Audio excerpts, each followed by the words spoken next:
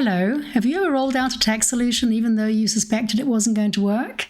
If so, you're not alone, but also you've come across this, the invisible problem. It's the problem that everybody talks about at the coffee machine or during lunch breaks, but never brings to meetings. There's lots of examples for invisible problems, and when I first raised this topic, people came to me with them.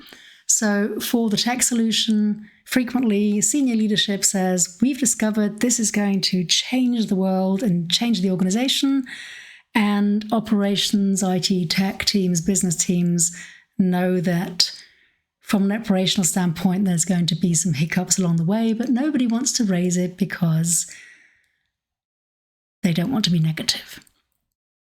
Another invisible problem is personnel issues. A team member is not pulling their weight. You don't want to mention it because you like them and you have a no-blame culture. So resentment festers under the surface until you finally address it.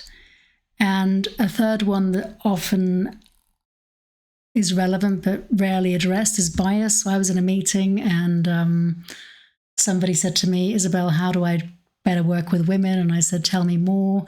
And before we could get into it, my co-facilitator said,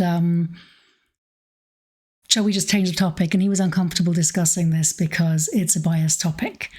But we did discuss it in the end. So my recommendation to you is if you have invisible problems in your organization, it's worth addressing them. Do a survey with your teams, bring in a facilitator internally. Many companies have them, or an external facilitator, and start working on them.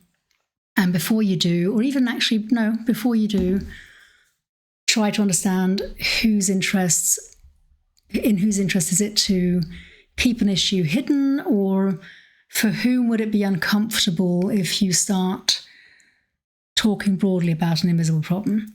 That doesn't mean you shouldn't address it. It just means that you need to be sensitive in how you address it.